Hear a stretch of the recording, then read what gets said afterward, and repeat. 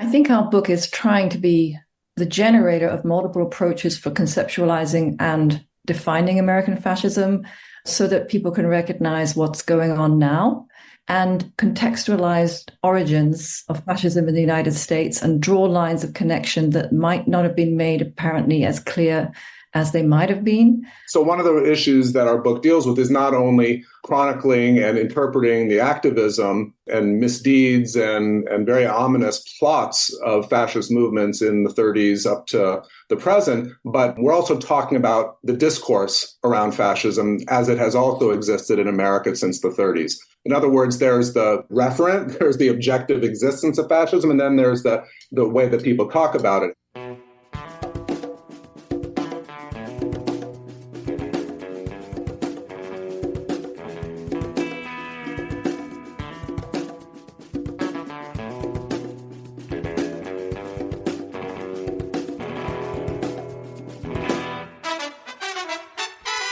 Welcome to episode 172 of the Refuse Fascism podcast, a podcast brought to you by volunteers with Refuse Fascism. I'm Sam Goldman, one of those volunteers and host of the show. Refuse Fascism exposes, analyzes, and stands against the very real danger and threat of fascism coming to power in the United States.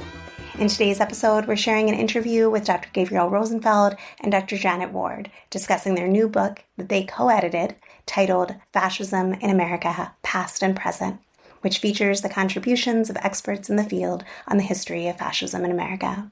Thanks to everyone who goes the extra step and rates and reviews the show on Apple Podcast or wherever you listen. If you appreciate the show and want to help us reach more people who want to refuse fascism, go on over and write a review and drop 5 stars wherever you listen to pods. Tell the good people out there in podcast land why you listen, and they should too. Subscribe, follow, so you never miss an episode. And of course, keep up all that great commenting and sharing on social media and the YouTubes.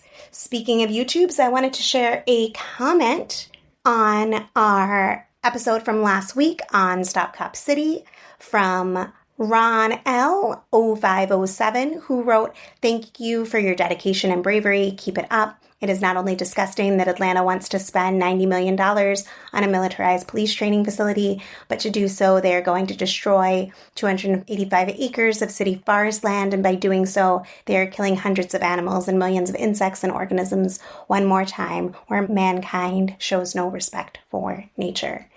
Thanks, Ron L., for listening and for sharing your thoughts.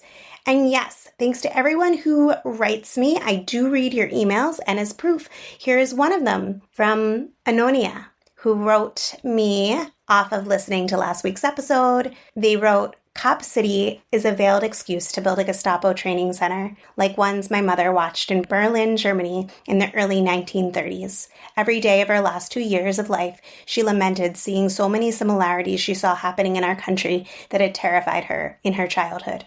She became a U.S. citizen in 1959, and they still made her jump through hoops questioning her right to vote in 2020. She won the right of finally being allowed to register, then didn't live long enough to actually do so, thanks to voter suppression in Texas."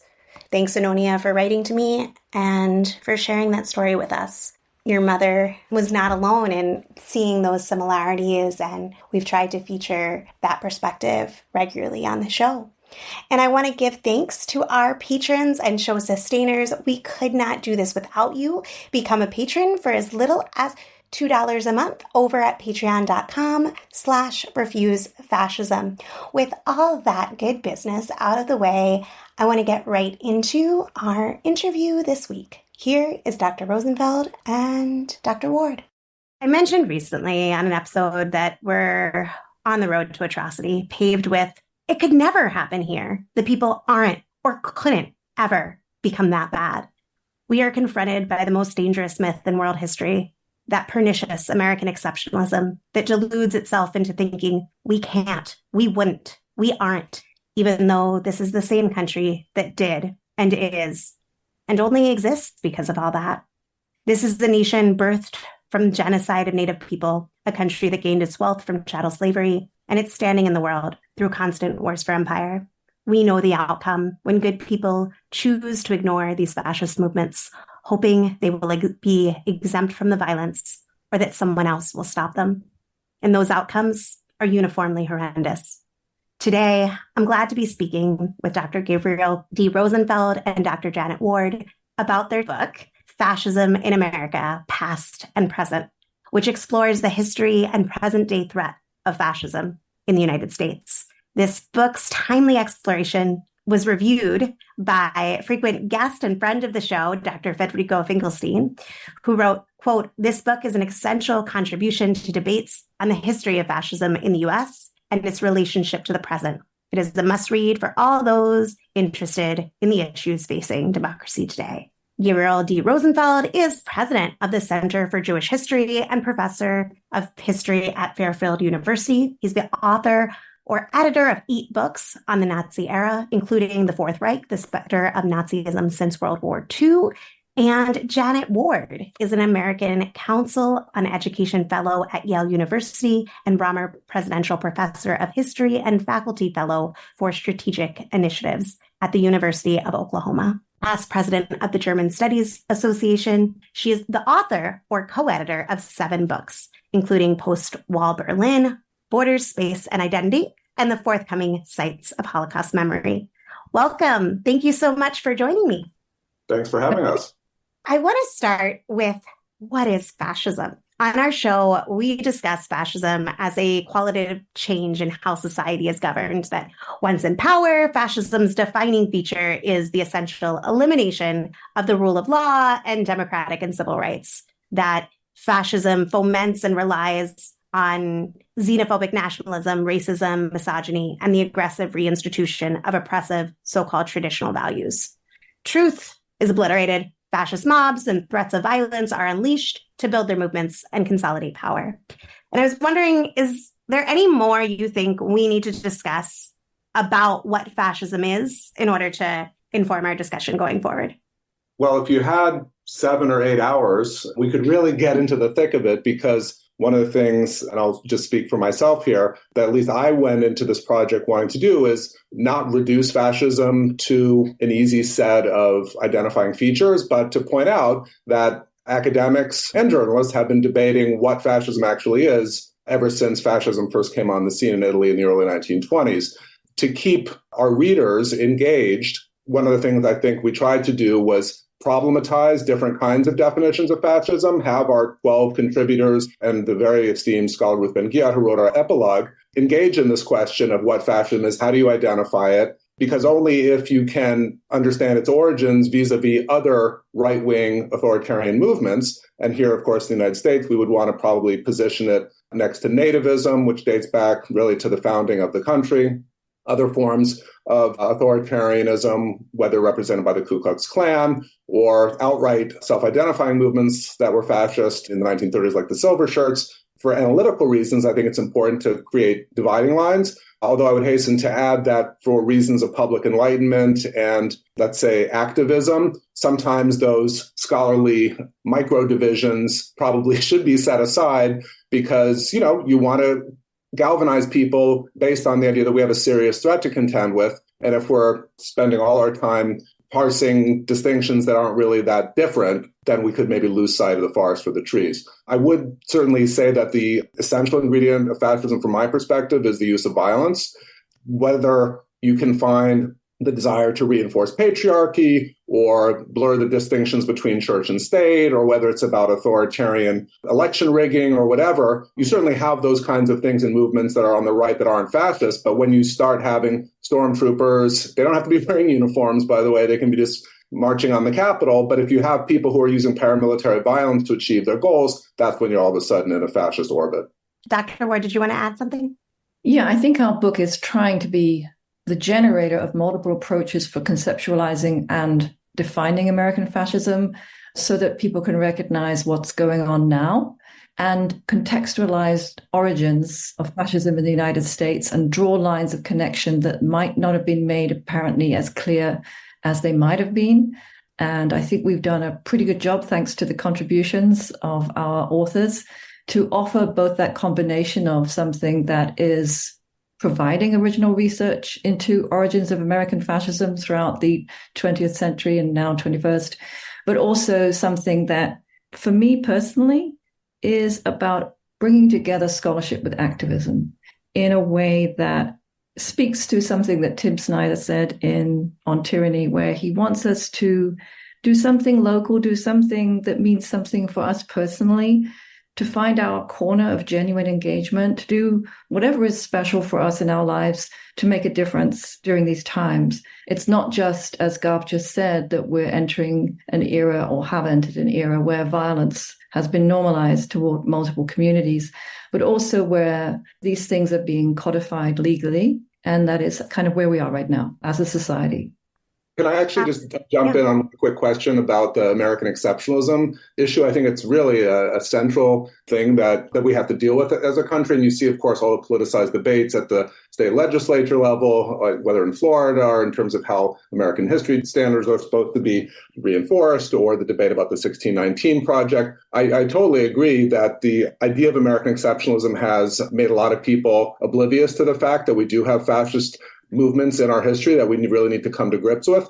My hope would be, and this is sort of to get into the baby and bathwater analogy, just like the editors of the 1619 Project, the New York Times, wanted to hold up, in an idealistic sense, the best of America's liberal principles that we should aspire to and we should realize for all communities.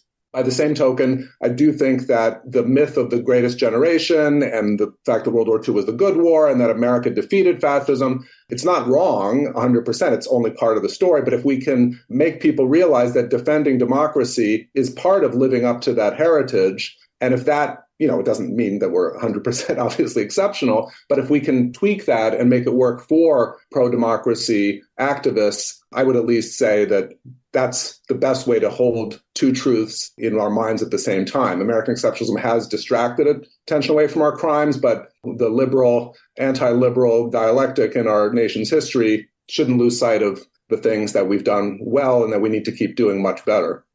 I wanted to move into your book itself. Your book is structured into 3 sections: strategic thinking about fascism, which is that conversation that we started off with, and homegrown Nazis, white anti-democratic violence, and Black anti-fascist activism. And the last section, countering fascism in culture and policy. I was hoping that you could tell us about some of the essays included in your book and the questions that you see them addressing. If I could start with white anti-democratic violence and Black anti-fascist activism, we brought together 3 contributions from Anna Dinsing, Alexander Reed Ross, and Usman Power Green. We clustered them together because they deeply contextualize examples of, as Gav was just indicating, the history of violence used in the Pacific Northwest by vigilantes, specifically in the history of Oregon. And then with the continuum, historically speaking, between Anna Dinsing's chapter and Usman Power Green's chapter, we gained deep insights into Black anti-fascist resistance to the experience beyond Jim Crow and through the civil rights movement toward the present day, particularly with Usman Power Green's chapter, so that we understand specific values and change makers among African-American activists who've been busy fighting fascism and understanding this country from that very perspective for many decades, so that it would often come as a surprise to white liberals when Trump was elected, that some things felt very new, but there wasn't a single African-American activist for whom this was new. Yeah, and what the book's structure tries to do is march chronologically from the 30s up to the present, and each of the chapters, honestly, does ping-pong back and forth between interwar or wartime right-wing/fascist movements and present-day similarities, some differences as well, of course, comparisons, analogies, and whatnot. But in terms of the 4 sections, while each of them goes from the 30s up to the present, I think Jeff Ely's very important essay kicks us off by theorizing what fascism is. So, while we couldn't possibly do justice to your very important original question, Jeff deals with the larger issue that historians have been debating for quite a while of whether fascism is a word that really best describes the crisis of Europe and other Western states between 1918 and 1945, or whether there's some fascist essence that is transferable to subsequent eras. that we can obviously identify and maybe find constellations of events that would make it likely to recur. So that's a very theoretically oriented piece, whereas some of the subsequent ones in that section, most notably the one on America First by Matthew Specter and Varsha Venkata-Subramanian, that is an essay that takes one of the most notorious phrases from the interwar period, but makes it clear that it's actually an older phrase that dates back to the 19th century, and one, of course, that was more recently revived by Trump and has been inherited by what we can call MAGA-ism as a movement. The second section, maybe just to leave off with that, really gives us three amazingly powerful case studies of how the fascist movements of the 1930s were distinguished from, say, the Ku Klux Klan. Linda Gordon's essay makes the case that the lines may be blurry, but there's still a difference between the limited violence that the Klan, the second Klan here in the 20s, was willing to use and the much more outright violence that later fascists in the 1930s used, whether that's a distinction that we should take overly seriously or whether we want to see them as part of a continuum of right-wing violence that's open certainly for discussion. But then I think what's fascinating with Bradley Hart's essay is that the fascists that were on the scene, both here I'm talking about American domestic fascists and then outright Nazis from Germany, they had a lot of sympathizers among the elites in the United States, whether congressmen, senators, people in heavy industry and big business. And so while Linda Gordon's piece talks about the rank and file of American fascists who, maybe because of their down and out status in the era of the Great Depression, wanted to migrate to violent paramilitary movements that would scapegoat minorities for the sake of trying to make America great again, elite level sympathy for fascism was extremely widespread. And so that bottom up and top down relationship to fascism, I think, is very much reinforced in that second section. So, for example, with Cynthia Miller-Idris's final contribution, we see someone who regularly testifies on the Hill and runs a center at American University toward recognizing and retraining any instances of American youth's turn toward polarization and extremism. Cynthia Miller-Idris's contribution is a useful final utterance, so to speak, of the volume's chapters, because she's immediately turning toward putting this blend of scholarship and activism into practice, in that she helps any parent in the United States whose child is turning toward extremist behavior with materials that can be distributed to parents and teachers and so on.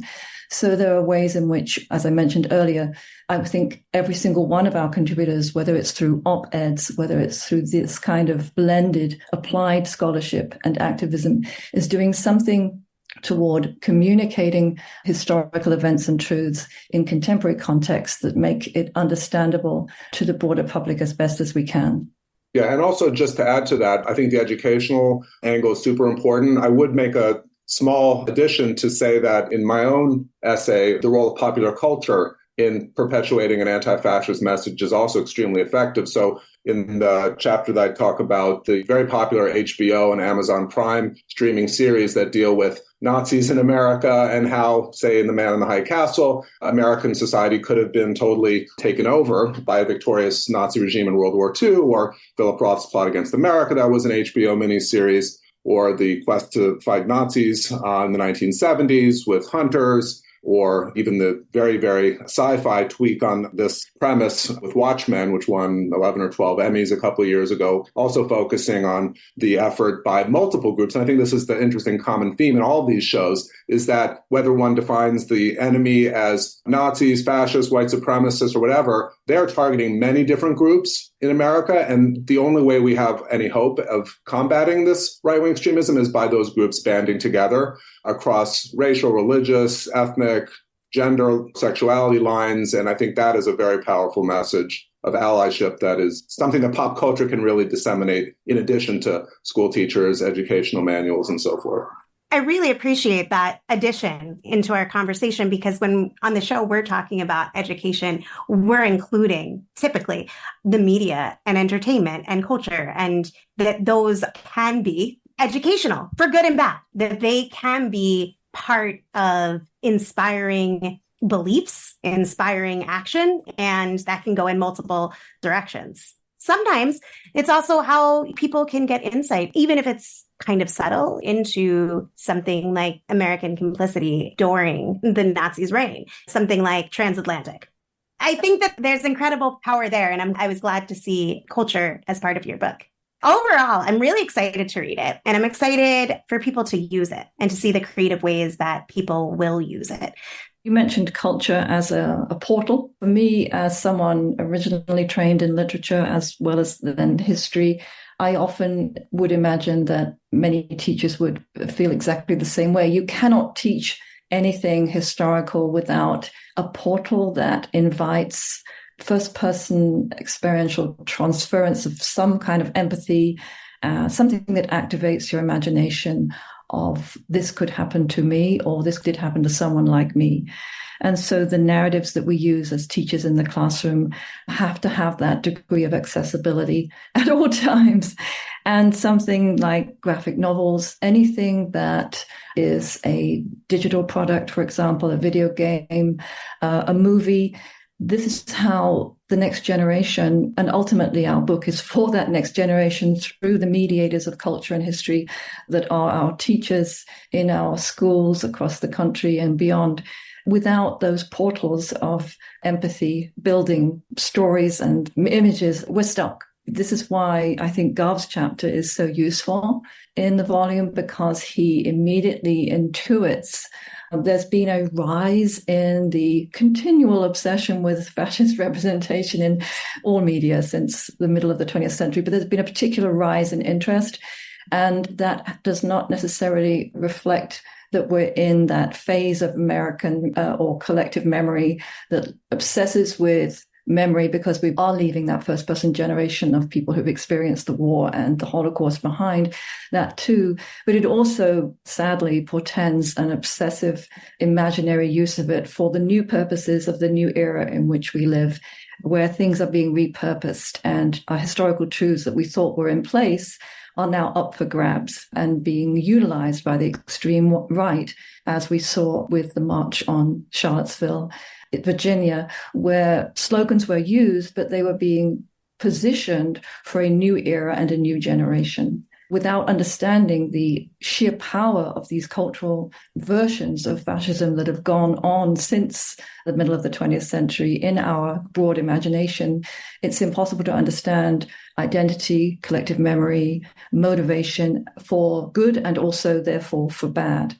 All of us, I think, who teach the history of the Holocaust and the significance of America's role in the Second World War and how that has sort of whitewashed so much of American identity into dissociating ourselves from these currents that our book tries to elucidate. This is where we must, I think, focus our attention. I wanted to ask you both, what motivated you to write this book, to edit this book, to put this together now? Why the origins of American fascism? Why now? What moved you as individuals beyond academic curiosity? Well, I'm just going to say I wish some of our contributors could be here so I could thank them. The contributors to our volume inspired me because I see and saw then when we first got together, literally like your podcast and your wonderful activism got together at a certain point in time. So too did we. When I think of, say, contributor Marla Stone with her ACLU activism, I think of many of our contributors who regularly contribute to often difficult contemporary debates, like Thomas Weber, for example, on television, on radio. They do so much. And we wanted a way to bring the American history narrative together with what Gav and I more obviously represented in our disciplinary background, which is German and Jewish analyses of the Second World War, together into combination with understanding American history of the 21st century. And it's that combination of perspectives, understanding that fascism and the whole issue of it is not a threat from without, but it's a combined series of influences from within. We can take the standardization in education, immigration law, medicine, bioethics, and understand that our eugenics-based standards of the entire 20th century were of enormous interest and influence for Nazi lawmakers when they were creating their own versions of eugenics laws. And indeed, as is, of course, well known, they were influenced by the codification of Jim Crow laws before they created the Nuremberg race laws. We've got crossover happening historically that happened in such a way that these are not two separate kinds of histories.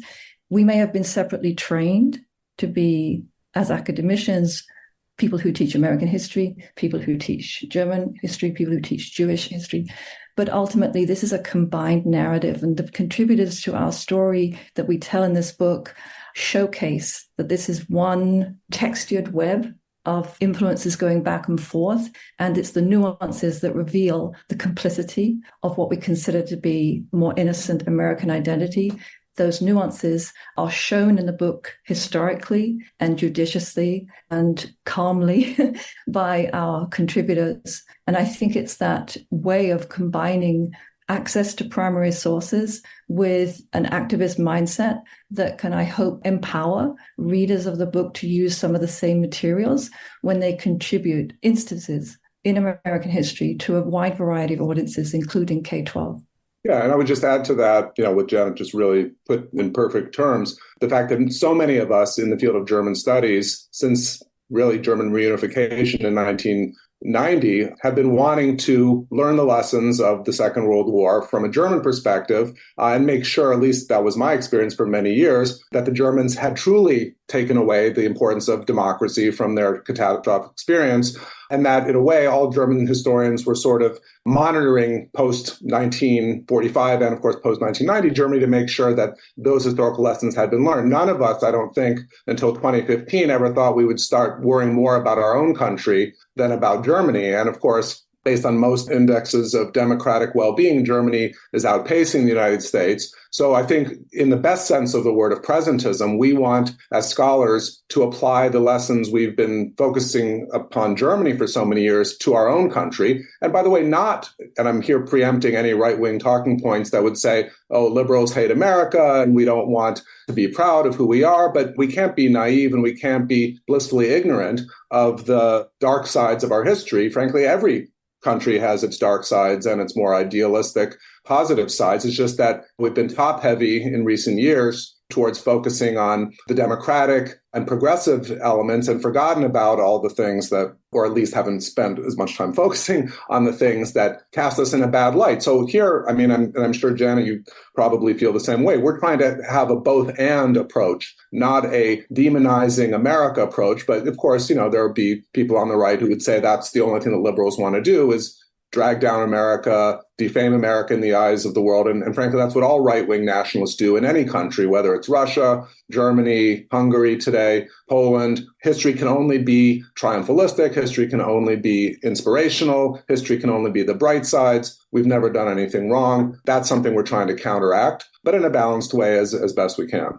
I wanted to come back to the idea of fascism and naming that. You were just speaking to Dr. Rosenfeld, the possibility or likelihood that just by putting the words America and fascism in any proximity, the attack from the right of you're demonizing the United States or something along those lines.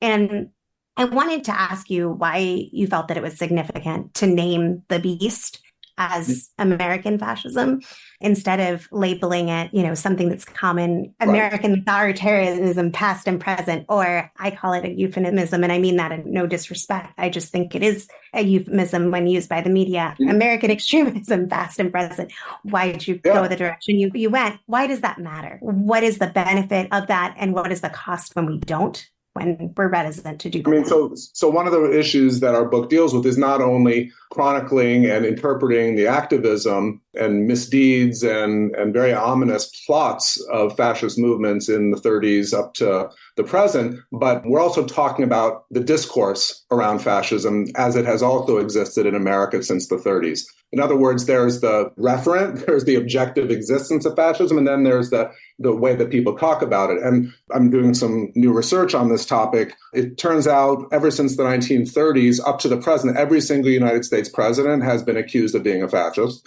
by those president's opponents in the media. Even for a blameless figure like Jimmy Carter was called a fascist. Dwight Eisenhower was called a fascist. FDR was called a fascist by his GOP opponents. So because the term carries such weight as the epitome of at least 20th century Western political depravity, it's easy to sling around as a slur to discredit your opponent. And of course, like so many hot button rhetorical terms, it's been overused countless times by people all across the political spectrum, most notably by people like Marjorie Taylor Greene, who will claim that COVID mandates are a sign of the American government turning fascist. And one has to disentangle, I guess, what I would call bad faith invocations of something being fascist with good faith invocations motivated in genuine concern by activists that we actually are approaching a fascist tipping point.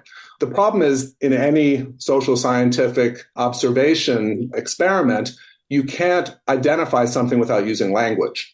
And because the terms we use are already contaminated by prior usage, we have to really be judicious when we use the terms. But the peril, to answer your question, the peril of being too judicious is that we underestimate the threat and we don't give it the gravitas it deserves. At the same time, we know there are countless examples when people cried wolf and said that, for example, taking the Tea Party instance of calling Obamacare like the Nazi euthanasia campaign T4 back in the early 1940s, and that the American government was going to create death panels to bump off grandma and grandpa, and that we're facing a new Nazi tipping point. I mean, there were people on the right who either believed that or just claiming it out of bad faith. And so, you get these Nazi comparisons becoming ubiquitous in the public media world. Yeah. And that's why I think so many scholars jumped into the fray to say, no, here, this comparison of policy X by administration Y to fascism is absolutely beyond the pale.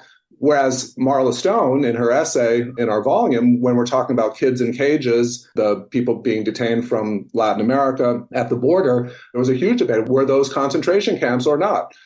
Sometimes I think it's most productive for us to have the debate by having the terms, sensational as they may be, to be in the mix so that we talk about where we are, because there are gradations of evil in the world. There are gradations of right-wing violence. I think the reason why everyone uses fascism is no one wants to be caught unawares and using terms that are underestimating the threat. So to be safe, most times people use the most powerful terms, which paradoxically oftentimes creates this phenomenon that we are well aware of called the overreaction paradox, where if you use a term to diagnose a threat with the most sensationalistic terms, and then the threat turns out to have been no threat at all, you'll claim victory because only through your intervention did you preempt the threat. And if you somehow underestimate it by just calling it extremism or you name it, you might let the threat metastasize into something worse. So I know this sounds a little bit inside baseball and, it's about gamesmanship and how the words get used. But I think a lot of us today are willing to err on the side of being extra cautious and seeing the true fascist aspects of present day right-wing activity. Absolutely, Gav. If we quote someone like Jason Stanley, who has said so many useful things since the accession of Trump to power, one of the things that I find useful is his phrase that the logic of fascism is great replacement theory. We have, for example, Linda Gordon's chapter, The American Fascists, that goes into great detail to explain that these belief systems then can be recognized again during the Trump era. She's not mincing her words. After all, it was the second KKK that helped forge the US electorate's widespread support for the 1924 Immigration Act, and then morphed into the more fully articulated fascist organizations in the 1930s in this country. We have legislation that is anti-LGBTQ in this country today that bears clear resemblances to other forms of legislation that have been passed in other eras, for most notably, of course, in Nazi Germany. We have scholars who haven't contributed to our volume, like Jason Stanley and Dirk Moses, that we use as points of reference on a frequent basis, because it's about the way in which we take analysis of historical terminology and context and turn that into reference points today for advocacy and need today. If you don't, then you're not fully utilizing the knowledge you have as comparative scholars historically for contemporary situations. We are understanding that we're seeing a mass normalization of racial and anti-gender bigotry and so on. But how do we actually communicate that there have been previous pathways that have done this before that have, in a way, constituted the belief systems of hate today? That's our job. As we close out this conversation, I wanted to give you the opportunity to speak to anything that we didn't get to that you really want listeners to know, whether it be about your book or about refusing fascism more broadly?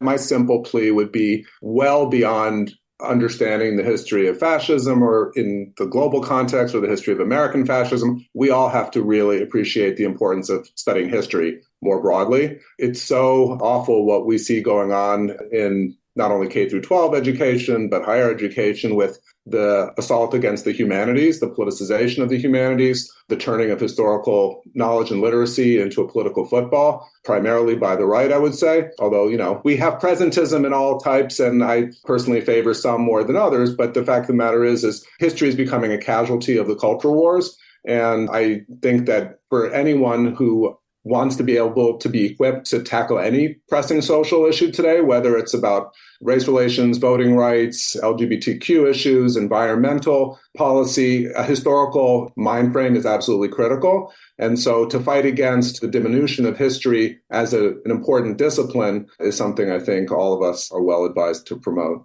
Thank you, Gav. I can only echo that. And to end perhaps with some thoughts from our very first essay by the historian Jeff Ely, who says that obviously over his long career, his role as a historian has morphed with responses to other kinds of major events, such as the fall of the Soviet Union and the advent of the internet and social media throughout his life. But what we do in the present, I'm echoing Jeff, must always inform the questions we ask about the past. And I think your efforts with Refuse Fascism, Samantha, and the way that you serve as a conduit to broaden discussion and response is part of how we're all addressing this now with an increased sense of urgency. We know what we're facing with the next presidential election, and we know that we can be of use and good toward protecting democratic institutions that we value. I want to thank you both for your book, for taking the time to chat with me about it, for taking the time to share your expertise, your perspective, and insights. And for listeners, you're going to be able to find the link to the book to learn more about it, to find it, to get it in the show notes.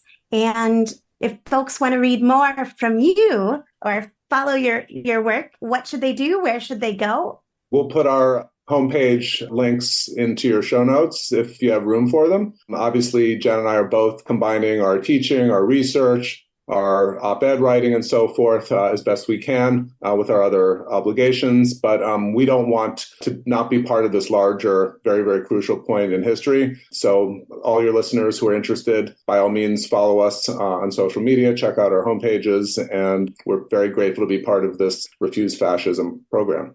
I do want to let people know that Dr. Rosenfeld has put together, I'm sure with many, many other people, a program that I'm very excited to attend virtually that's taking place next month, titled Fighting Fascism, a symposium on Jewish responses from the interwar period to the present day. It's happening October 15th, 10 to 5. It's happening in person at the Center for Jewish History, right? And then also virtually as well. Yep, we have many of the nation's leading thinkers on the topic of fascism, past and present, engaging in very, very accessible conversations, tracking the ways in which people responded to fascism in the 30s all the way up to the present, Jews in particular, but also in allyship with other groups, from the liberal to the left-wing part of the political spectrum, through political engagement, economic boycotts, popular culture and media, and so on and so forth. So it's not really enough, I think, we've emphasized in this conversation already, just to talk about the origins of fascism. It's what did people do about it? So this can be well worth being aware of. October 15th, Sunday at the Center for Jewish History in New York City. And a link to that event will also be in the show notes. Thank you so much. Thank you, Samantha. Thanks for listening to Refuse Fascism. Got thoughts or questions off this show? We want to hear them. Ideas or topics for guests? Yes, please. Send them to us. Have a skill you think could help? We want to know all about it. Reach me at the site previously known as Twitter at Sandy Goldman. Drop me a line at Samantha Goldman at refusefascism.org. We're also on all the socials we can think of: Mastodon, Threads, Instagram, Blue Sky, although I need to be posting there more, at Refuse Fascism on all those places. Or do one better and let us hear your beautiful voice. Leave us a voicemail with your thoughts. See the show notes, hit the button, do it. Want to support the show? It's simple. Show us some love by rating and reviewing on Apple Podcasts, or your listening platform of choice. And, of course, follow, subscribe so you never miss an episode. Become a patron to support our pod and content creation to help people understand and act to stop the fascist threat. Give today at patreon.com/refusefascism or by visiting refusefascism.org and hitting that donate button. Thanks to Richie Marini and Lena Thorne for helping produce this episode. Thanks to incredible volunteers, we have transcripts available for each show, so be sure to visit refusefascism.org and sign up to get them in your inbox. I'll be off next week, but Coco Das will be guest hosting, so you don't want to miss it. Next Sunday. Until then, in the name of humanity, we refuse to accept a fascist America.